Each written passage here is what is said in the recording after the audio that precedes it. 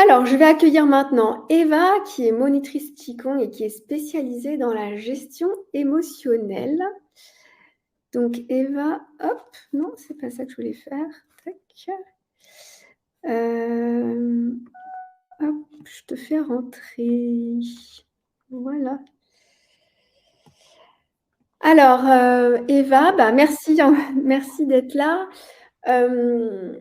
Donc toi, tu venais au départ pour adapter l'olfacto, l'aromathérapie au Qigong, donc avec l'aspect émotionnel du Qigong et aussi l'aspect émotionnel du coup des huiles essentielles.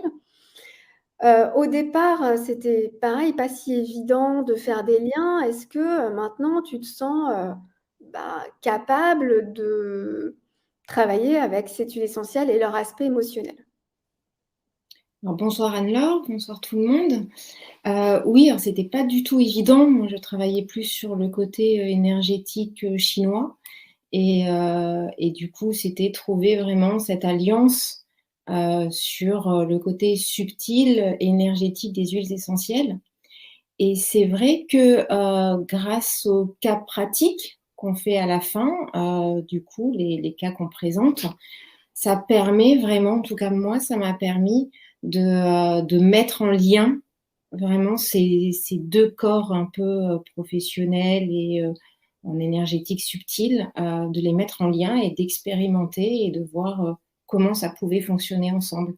Alors c'est toujours en cours, hein, évidemment. Je pense que ce sera toujours en cours pendant longtemps. Mais oui, oui, oui. Et puis c'est vrai que les échanges au fur et à mesure qu'on a pendant les 9 mois de formation, que l'on a autant au cours des ateliers que sur le groupe WhatsApp, ça m'a permis aussi moi de me faire avancer dans ma réflexion. Et pourquoi tu as choisi cette formation plutôt qu'une autre? Alors j'ai choisi cette formation parce que j'avais entendu parler de toi, je t'avais entendu en conférence, que ça m'avait parlé. Que tu avais réussi en tout cas à me parler, que le côté reliance avec la plante, ça m'a parlé aussi énormément en fait, cette approche-là, cette rencontre subtile, comme on rencontrait quelqu'un en fait, on rencontre une huile essentielle. Et du coup, cet aspect énergétique, on travaille beaucoup sur cet aspect-là, ça m'a énormément parlé.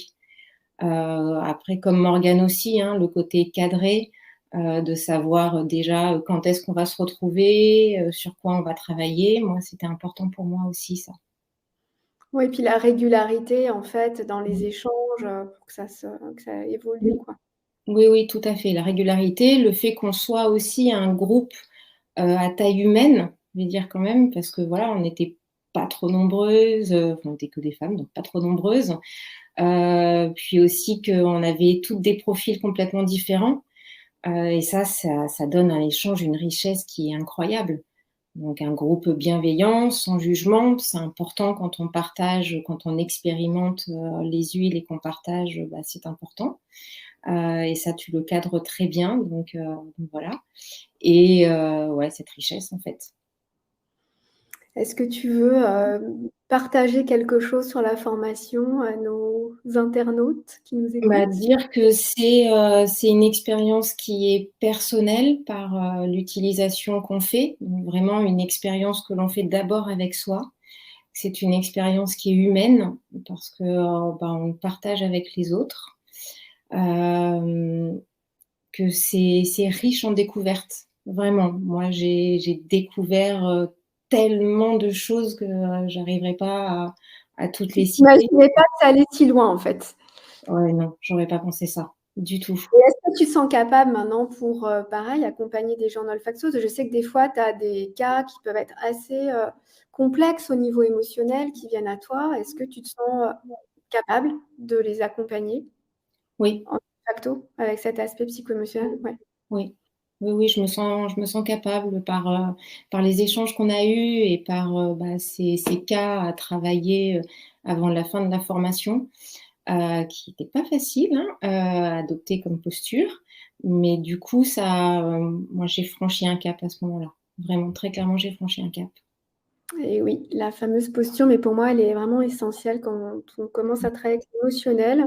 Même si vous avez des personnes qui viennent pour du confort, pour du bien-être, et que vous ne vous sentez pas spécialement légitime à accompagner en émotionnel, c'est vrai qu'on n'est pas forcément psychologue, et moi non plus d'ailleurs, donc il faut vraiment être dans la justesse de l'accompagnement, de aussi connaître ses limites, savoir bien sûr rediriger à d'autres professionnels. En tout cas, je te remercie Eva pour ta participation et Merci à toi.